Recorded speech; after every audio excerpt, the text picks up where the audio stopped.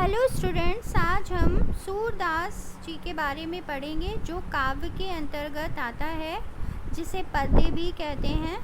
सूरदास जी को भक्ति काल की कृष्णाश्रयी शाखा के प्रमुख कवि व वात्सल्य रस के सम्राट माना जाता है। इनके विषय में आचार्य रामचंद्र शुक्ल ने भी लिखा है कि वात्सल्य और श्रृंगार के क्षेत्रों का जितना अधिक वर्णन सूर ने अपनी बंद आँखों से किया, उतना संसार के किसी और कवि ने नहीं। इन क्षेत्रों का वे कोना कोना छा गए हैं। इनका जन्म रुनकता आगरा में हुआ था और 1778 ईस्वी में 1478 में इनका जन्म हुआ था और 1583 में इनकी मृत्यु हुई थी। सूरदास जी एक सारस्वत ब्राह्मण थे। सूरदास जन्मांध थे या नहीं, इस संबंध में भी अनेक मत हैं। मत का मतलब होता है बहुत सारे लोगों का अपना अपना कथन है। श्याम सुंदर दास जी ने भी इनके बारे में लिखा है कि सूर वास्तव में जन्मांध नहीं थे, जन्म से अंधे नहीं थे, क्योंकि श्रृंगार एवं रंग रूप आदि का वर्णन जो उन्होंने किया है वैसा कोई जन्मांध नहीं कर सकता। यानी कोई जन्म से अंधा इतनी खूबसूरती से वर्णन नहीं कर सकता है जो श्री कृष्ण जी का सूरदास जी ने किया था। और बल्लवाचार्य के पुत्र विठलनाथ ने अष्टछाप के नाम से 8 कृष्ण भक्त कवियों का संगठन किया था। सूरदास अष्टछाप के सर्वश्रेष्ठ कवि थे और विठलनाथ ने इन्हें पुष्टि मार्ग का जहाज कहा है। और इनका जो भाषा शैली है वो ब्रज भाषा है और उनकी जो भाव पक्ष है और कला पक्ष दोनों ही प्रभाव पूर्ण हैं। सभी पद गेय हैं, यानी उन्हें गाया भी जा सकता है, अतः उनमें माधुर्य गुण की प्रधानता है। रचनाएं, सूरदास जी की रचनाएं बहुत सारी हैं, जिनमें से सूर सागर, सूर सारावली, साहित्य लहरी मानी जाती हैं।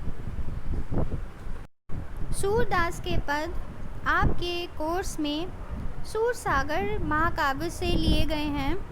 पहला पद में सूरदास जी अपने आराध्य के चरणों की वंदना कर रहे हैं। वो श्री कृष्ण को मानते हैं, श्री कृष्ण के भक्त हैं, इसीलिए वो कुछ नया करते समय जब हम अपने किसी आराध्य की वंदना करते हैं, उसी प्रकार सूरदास जी भी अपने महाकाव्य में शुरुआत में अपने आराध्य श्री कृष्ण की वंदना करते हुए कहते हैं, चरण कमल बंदो हरि राई, जाकी कृपा पंगु गिरि लंघे, अंधे को कौ सब कछु दरसाई। चरण कमल बंदो हरि राई। चरण माने पैर, कमल माने कमल, बंदो माने वंदना करता हूँ, हरि राई माने हे ईश्वर, हे प्रभु, मैं आपके चरण कमल रूपी चरणों की वंदना करता हूँ।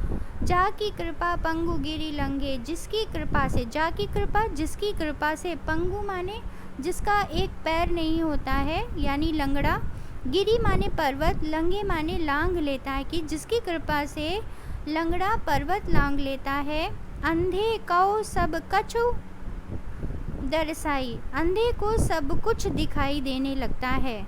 बहिरो सुने, बहरे को सुनाई देने लगता है। गूंग पुनि बोले, और गूंगे को गूंगा जो है वो पुनः बोलने लगता है। रंग चले सिर छत्र धराई, और भिकारी मुकुटधारी राजा बन जाता है। रंक माने भिकारी, छत्र धराई माने जिसके सिर पर छत्र यानी राजा, राजा बन जाता है। इस प्रकार सूरदास जी कहते हैं कि सूरदास स्वामी करुणामय, कि ऐसे हे करुणामय और दयामय स्वामी, मैं आपकी ऐसे अद्भुत चरणों की बार बार वंदना करता हूँ। प्रस्तुत पद्य में ईश्वर के चरणों की महिमा व्यक्त करते हुए उनके प्रति भक्ति भाव की शक्ति का महत्व बताया गया है। भाषा ब्रज भाषा है, रस भक्ति रस है और अलंकार इसमें रूपक अनुप्रास हैं, छंद गेय पद हैं। तो ये काव्यगत सौंदर्य है जिसको हमें लिखना है अपनी नोटबुक में। दास जी के अगले पद में बाल वर्णन के क्षेत्र में कवि सूर की तुलना कोई नहीं कर सकता है। बाल वर्णन का एक एक पद सूर की अद्भुत प्रतिभा का परिचायक है। प्रस्तुत पद में भी उनके बाल रूप, श्री कृष्ण के बाल रूप की शोभा का बहुत ही सुंदर ढंग से वर्णन किया है। किलकत कान घुटुरुविन आवत, मणि में कनक नंद के आंगन, बिंब पकड़वे धावत। कि किलकत माने किलकारी भरते हुए, ये एकदम बाल रूप है। जब बच्चा 6-7 महीने का होता है तब का ये उन्होंने वर्णन किया है। बहुत ही खूबसूरती से ब्रज भाषा का प्रयोग करते हुए वर्णन किया है कि किलकत कान्हा, कि किलकारी मारते हुए कान्हा श्री कृष्ण, घुटुरुवनी माने घुटनों के बल, आवत माने आ रहे हैं। कि किलकारी मारते हुए श्री कृष्ण घुटनों के बल आ रहे हैं। मणि में कनक नंद के आंगन, कि नंद जी के स्वर्ण से बनाए हुए और मणियों से युक्त आंगन में श्री कृष्ण बिंब पकड़वे धावत, आंगन में अपने बिंब को, अपनी परछाई को पकड़ने के लिए दौड़ते हैं। कबहु निरखि हरि आपु छाह को, कि कभी कभी अपनी, कि श्री कृष्ण अपनी ही परछाई को पकड़ने के लिए आगे बढ़ते हैं, उसको पकड़ना चाहते हैं। करसो पकड़न चाहत, और अपने हाथ को आगे बढ़ाते हैं, उसको पकड़ना चाहते हैं। किलकई हसत राजत द्वे दतियाँ, कि हंसते हुए, किलकारी मारते हुए उनके आगे के 2 दांत बहुत ही सुशोभित हो रहे हैं। पुनि पुनि तिहि अवगाहत, और जिन्हें वह बार बार दिखाते हैं, यानी जब वो हंसते हैं तो उनके आगे के जो 2 दांत हैं वो बहुत ही सुंदर लग रहे हैं और वो बार बार उन्हें दिखाते हैं, यानी वो बार बार हंस रहे हैं।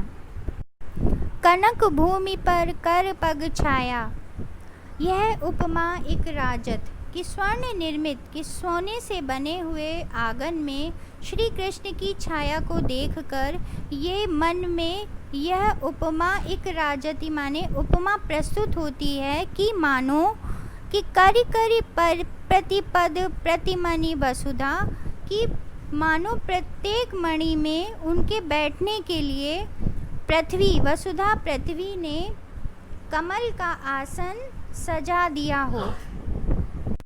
सुख निरखी जसोदा, कि श्री कृष्ण के बाल रूप का सुख देखकर यशोदा बार बार, पुनि पुनि माने बार बार, नंद बुलावती माने नंद जी को बुलाती हैं। अचरा तरले ढाकी, और अपने आंचल से ढक कर सूर्य के प्रभु को दूध पियावती, सूर्य के स्वामी श्री कृष्ण को दूध पिलाती हैं। इस प्रकार इस प्रस्तुत पद में काव्यगत सौंदर्य के अंतर्गत आता है कि श्री कृष्ण की बाल लीला की सजीव अभिव्यक्ति हुई है। बालकों की क्रीड़ा से संबंधित कवि की कल्पना प्रशंसनीय है। भाषा ब्रज भाषा है, वात्सल्य रस का प्रयोग किया गया है।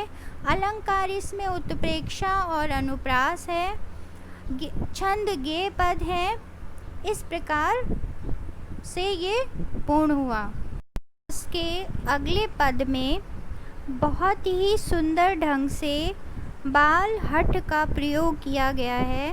श्री कृष्ण अपनी माँ से यह हठ करते हैं कि सुबह मैं भी ग्वालों के साथ में अपनी गायों को चराने के लिए वन में जाऊंगा। तो कैसे कहते हैं कि मैं अपनी सब गाय चराऊं, कि मैं अपनी सब गायों को चराऊंगा, चराने जाऊंगा। प्रातः होत बल के संग जय हूँ, कि प्रातः होते ही, बल माने बलराम, उनके बड़े भाई का नाम है बलराम, बलराम के साथ वन में जाऊंगा। तेरे कहे न रह्यो, तेरे कहने से मैं नहीं रुकूंगा, तेरे कहने पर मैं नहीं रुकूंगा, मैं जाऊंगा। बाल बाल गायन के भीतर नेकहु डर नहीं लागत, कि मैं ग्वालों और गायों के बीच में मुझे तनिक भी जरा भी डर नहीं लगता है। मैं आज